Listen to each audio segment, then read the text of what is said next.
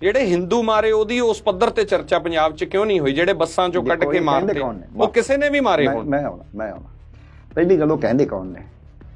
ਕਹਿੰਦੇ ਉਹ ਨੇ ਜਿਹੜੇ ਬੀਜੇਪੀ ਵਾਲੇ ਨੇ, ਜਿਹੜੇ ਹਿੰਦੂ ਸਿੱਖਾਂ ਦਾ ਫਰਕ ਪਾ ਕੇ ਰੱਖਣਾ ਚਾਹੁੰਦੇ। ਉਹ ਮੈਂ ਜੀ ਡੀਸੀ, ਮੈਂ ਤੁਹਾਨੂੰ ਕਿਹਨੇ कहता? ਕਹਿੰਦੇ ਡੀਸੀ ਕਹਿੰਦਾ। मैं ਡੀਸੀ मुंडू हैगा, ਉਹਨੂੰ पता है नहीं। तो इसलिए प्यारे लाल जी, आप जो कह रहे हो उससे हिंदू समाज को बहुत पीड़ा हुई है। हम व्यक्तिगत रूप से आपको नहीं जानते, पर ये जो आपने टिप्पणी की है वो बिल्कुल सरासर झूठ है, बेबुनियाद है।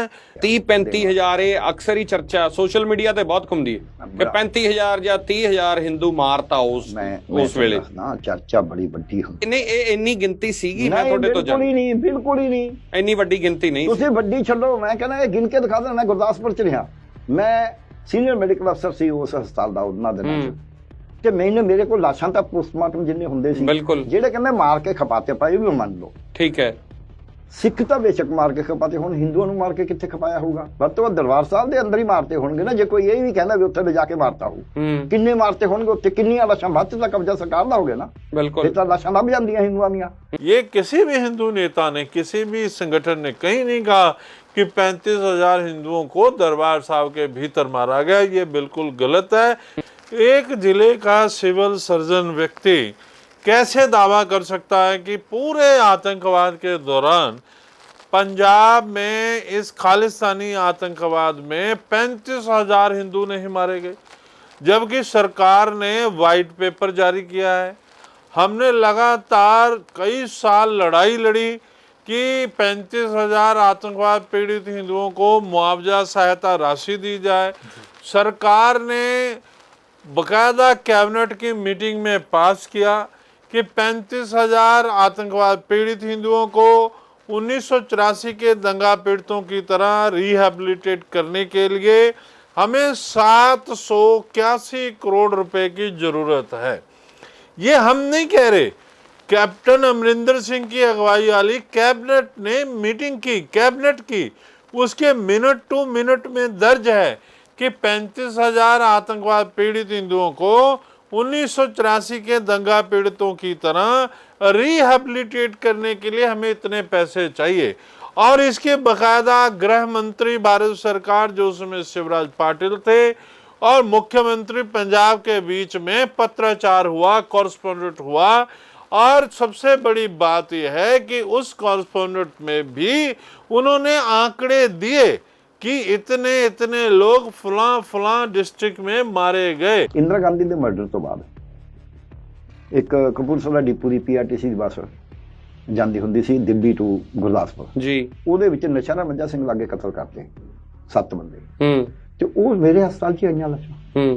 ਸੋ ਜਿੱਥੇ ਵੀ ਜਦ ਵੀ ਕੋਈ ਬੰਦੇ ਚਾਹੇ ਉਹ ਮਾਰ ਕੇ ਅਜੇ ਬਲਕਿ ਜਿਹੜੀ ਪੁਲਿਸ ਕਾਲਜ ਫੜ ਕੇ ਮਾਰਦੀ ਸੀ, ਉਹ ਤਾਂ ਕਈ ਵਾਰ ਨਹੀਂ ਆਉਂਦੀਆਂ ਸੀ। ਕਈ ਵਾਰੀ ਪਬਲਿਕ ਹੋ ਜਾਂਦਾ, ਮੁਕਾਬਲਾ ਵੀ ਹੋਇਆ ਤਾਂ ਆਈਆਂ ਨੇ। ਸਾਡੇ ਕੋਲ ਹੋਈਆਂ ਲਾਸ਼ਾਂ, ਅਣਪਛਾਤੀ ਲਾਸ਼ ਹੈ ਜੀ, ਇਹ ਮੁਕਾਬਲੇ 'ਚ ਮਾਰੇ ਗਏ, ਤੇ ਅਸੀਂ ਉਹਨੂੰ ਅਣਪਛਾਤੀ ਦੀ ਪਛਾਣ ਵੀ ਕਰ ਦਿੰਦੇ ਸੀ।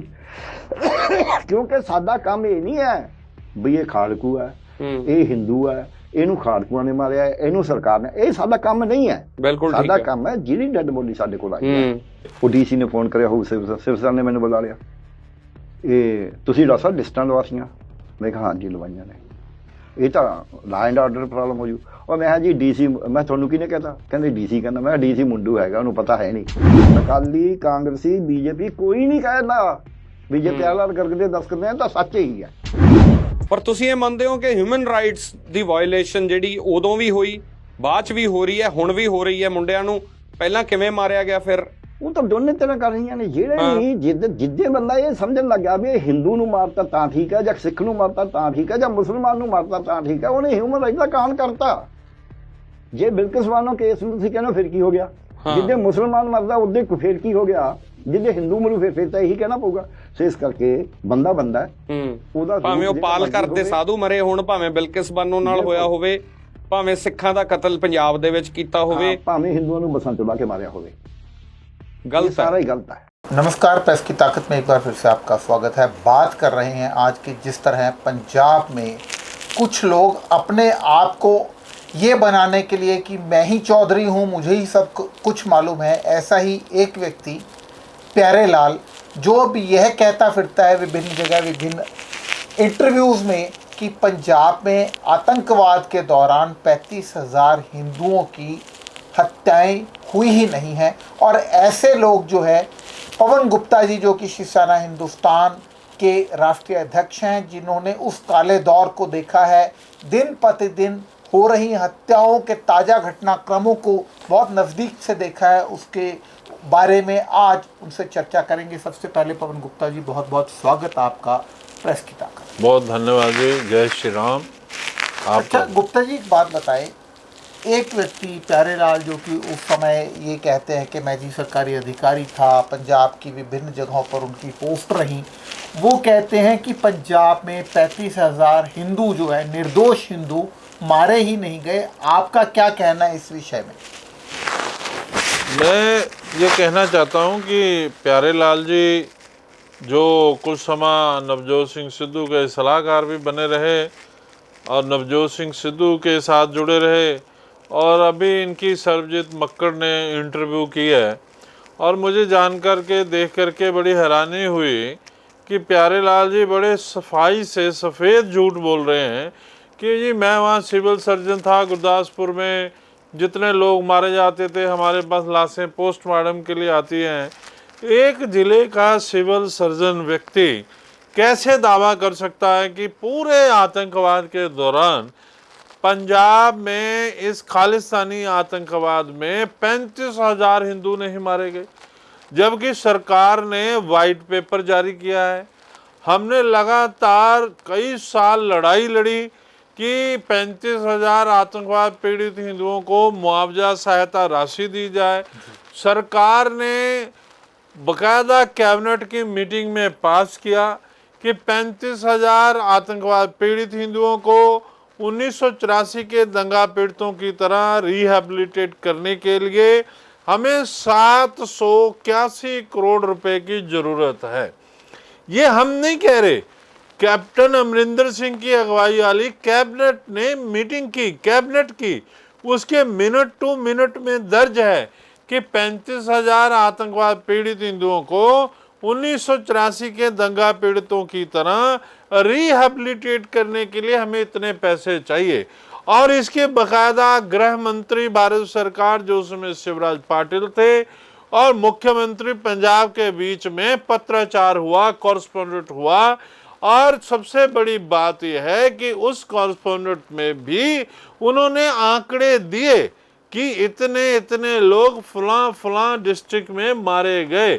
लेकिन गुप्ता जी, वो तो कहते हैं कि वो गुरदासपुर के सिविल सर्जन थे। प्रश्न सिर्फ इस बात का है कि क्या पूरे पंजाब की जितनी भी कोई निर्दोष व्यक्ति, खास तौर पर हिंदू व्यक्ति, यदि कोई आतंकवादियों द्वारा आतंकवाद के दौरान मारा जाता रहा है, तो क्या सिर्फ पंजाब के गुरदासपुर में स्पेशली वो डॉक्टर प्यारेलाल के पास ही पोस्टमार्टम होने जाते थे? क्या ये अपने आप में एक प्रश्न चिन्ह या उनके दिमाग में ऐसा नहीं लगता कि वो 60 से ऊपर हो गए हैं? अब पता नहीं, प्यारेलाल जी सो कॉल्ड बुद्धिजीवी बन करके हिंदुओं के जख्मों पे मरहम लगाने की बजाय उस पर नमक छिड़कने का काम कर रहे हैं। भी ये एक सिंपल आदमी भी समझ जाएगा कि गुरदासपुर के सिविल सर्जन के पास पूरे पंजाब के आतंकवादियों द्वारा मारे गए लोगों की लाशें नहीं जाएंगी। पंजाब लगभग उस समय कई जिलों में था, अभी चलो और जिले भी बढ़ गए, तो अन्य अन्य जिलों में, बहुत सारे जिलों में वारदात हुई। यहीं से प्यारेलाल कितना झूठ बोल रहे हैं, अपने आप को पंजाब का हितैषी कहने वाला, किस तरह पंजाब के निर्दोष हिंदुओं की हत्या करने वालों के पक्ष में खड़ा दिखाई दे रहा है कि सिविल सर्जन था जी, गुरदासपुर में लाशें आ रही हैं। वे मलोट में जो मारे गए, जो लुधियाना में मारे गए, जो मोगे में मारे गए, उनकी सभी की लाशें गुरदासपुर पंजाब सरकार भेज रही थी। ऐसा झूठ बोलने से पहले प्यारेलाल को सोचना चाहिए। और भी मैंने उनके इंटरव्यू में सोचा कि जी 35,000 हिंदुओं को मार के श्री दरबार साहब में कैसे खपा दिया गया। किसने कहा कि 35,000 हिंदुओं की हत्या दरबार साहब के भीतर हुई? 35,000 हिंदुओं की हत्या पंजाब के विभिन्न जिलों, विभिन्न शहरों में, गांव में, अलग अलग घटनाओं में खालिस्तानी आतंकवादियों ने मारा। गुप्ता जी, एक बात बताएं, क्या हरमंदर साहब में यह बात कह देनी कि वहां पर खपा दी गई, क्या ये श्री हरमंदर साहब की बेअदबी नहीं है? देखो, सबसे बड़ी बात है कि ये बात कहीं भी आई नहीं कि हरमंदिर साहब में 35,000 हिंदुओं को मार के खपाया गया। ये कोई आंकड़ा आया ही नहीं, कहीं कहा ही नहीं गया। झूठ मूठ में प्यारे लाल जी वो कह रहे हैं कि ये हत्याएं 35,000 दरबार साहब में कैसे होंगे। दरबार साहब में कभी भी किसी भी संगठन ने, किसी सरकारी एजेंसी ने नहीं कहा कि 35,000 हिंदुओं को दरबार साहब के भीतर मारा गया। कुछ घटनाएं जो हुई, छिटपुट हुई, लेकिन पंजाब के विभिन्न प्रदेश, विभिन्न जिलों में, नगरों में, जैसे होशियारपुर के खुड्डा बस कत्लकांड मशहूर है, इस तरह लालड़ू में, पातड़ा में हिंदुओं को मारा गया, इस तरह दरेसी मैदान जो लुधियाना का है उसमें हिंदुओं को मारा गया, मोगा में भारत पार्क के अंदर आरएसएस की शाखा लग रही थी, वहां मारा गया। ऐसे बहुत सारी घटनाएं हुई, ऐसी बहुत सारे ऐसे खालिस्तानी आतंकवादियों को द्वारा हत्या की गई, जिसे पंजाब सरकार ने भी, उस समय की सरकार ने भी वाइट पेपर निकाल करके तरीक वाइज, जिले वाइज, स्थान वाइज आंकड़े दिए कि इस तरीक को यहाँ पे ये घटनाएं हुई, इस तरीक को यहाँ इतने लोग मारे गए, उसमें हिंदू भी थे, उसमें सिख भी थे।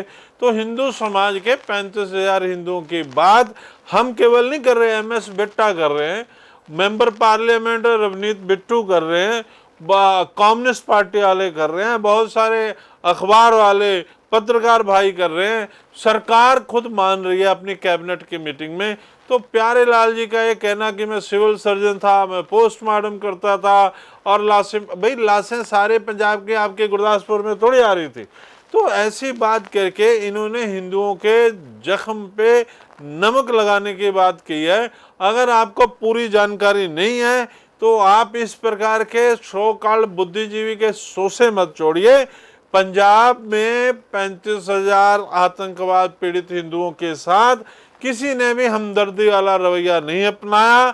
781 करोड़ रुपए मंजूर करने के बाद भी सो कॉल्ड सरकारों ने, चाहे वो कांग्रेस की सरकार रही हो, चाहे वो अकाली भाजपा की सरकार रही हो, चाहे वर्तमान में आम आदमी पार्टी की सरकार रही हो, किसी ने भी पंजाब के 35,000 आतंकवाद पीड़ित हिंदुओं के जख्मों पे मरहम लगाने का अपना फर्ज पूरा नहीं किया, क्योंकि उनको लगता है कि पंजाब के हिंदुओं का कोई वोट बैंक नहीं है। इसीलिए ये प्यारे लाल जी बड़ा उछल के बात कर रहे हैं। मैं सरबजीत मक्कड़ जी को भी कहूँगा कि आप इस प्रकार के लोगों की जो इंटरव्यू करते हो, कभी आप किसी भी एक भी हिंदू की आपने इंटरव्यू नहीं की, लीडर की, जिन्होंने 35,000 आतंकवाद पीड़ित हिंदुओं की आवाज उठाई हो। अगर आप सही पत्रकारिता करते हो तो पंजाब के 45% हिंदुओं के जख्मों की बात भी आप अपने चैनल से उठाओ। केवल वन साइडेड जड़ी पत्रकारिता वो बिल्कुल नहीं होनी चाहिए।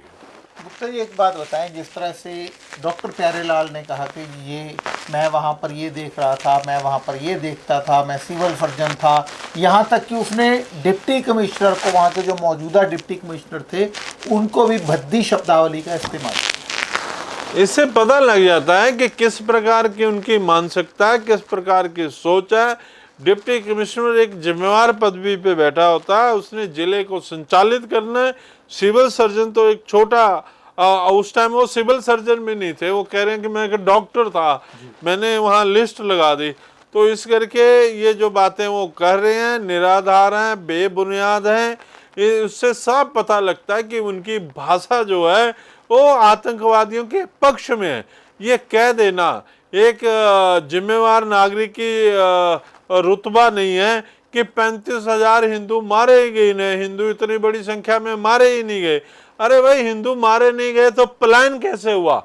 गांव में से हिंदू उठ करके शहरों में आया और शहर से उठ करके हिंदू जो है हरियाणा, दिल्ली बाहर चला गया। ये आंकड़े हैं, ये पूरी तरह सच्चाई है। लोग यहाँ से भागे, अपनी जान बचा करके भागे, परिवार पलायन करके गए। वहां तक तो आप गए ही नहीं।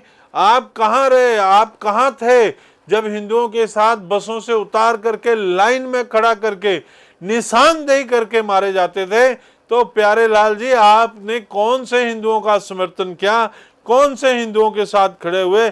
आज आप बयान दे रहे हो खड़े होकर के कि हिंदू इतनी बड़ी संख्या में मारे नहीं गए।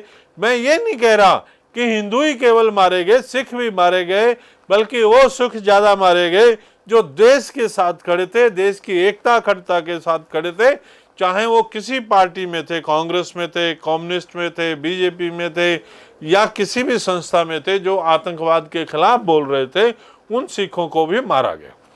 गुप्ता जी एक बात बताएं, ऐसे व्यक्ति का, जिस तरह से आपने कहा कि डॉक्टर प्यारेलाल यदि 7 दिन के अंदर अंदर हिंदू संगठनों से, पंजाब से, लोगों से माफ़ी नहीं मांगेंगे तो शिवसेना हिंदुस्तान ऐसे व्यक्ति को सबक सिखाएगा, और इस व्यक्ति को, ऐसे व्यक्ति को जो हिंदुओं की या पंजाब की बदनामी करने पर उतारू है या आतंकवाद के हक में बातें करता है, उसके विरुद्ध प्रदर्शन करेगी। देखो, मैंने ये तो नहीं कहा कि 7 दिन में, लेकिन मैं ये जरूर कहना चाहता हूँ कि जो इस प्रकार की बातें कर रहे हैं, बेबुनियाद कर रहे हैं, निराधार कर रहे हैं, उन्हें हिंदू समाज को बाइकाट करना चाहिए। आप शकल और सूरत से आप हिंदू दिखाई दे रहे हो, लेकिन हिंदू समाज की बात नहीं कर रहे, हिंदू समाज की तकलीफ की, दर्द की, जो उन्होंने आतंकवाद के दौर में ये झेला, उसकी दर्द की आपको जरा सी भी पहचान नहीं है।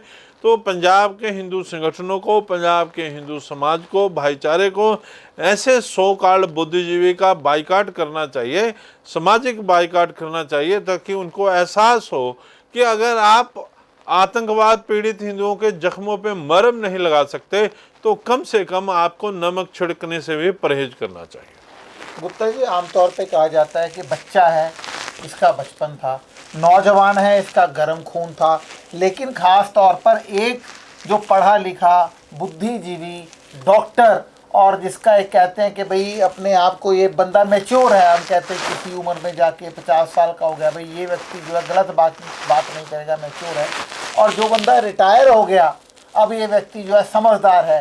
तो इस व्यक्ति के बारे में, जिसने ऐसी शब्दावली कही हो हिंदुओं के बारे में कि ये लोग नहीं मारे गए, ऐसे लोगों के, ऐसे व्यक्ति के बारे में आप कहते हैं?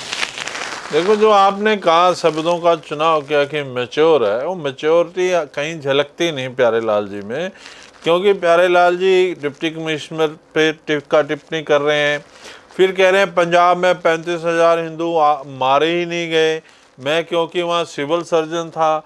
तो इससे आप पता लगा सकते हैं, आपके जो व्यूअर देख रहे हैं वो भी जान सकते हैं कि एक डिस्ट्रिक्ट के सिविल सर्जन ने से नहीं जानकारी होती कि पूरे पंजाब में कितने लोग आतंकवाद से मारे गए।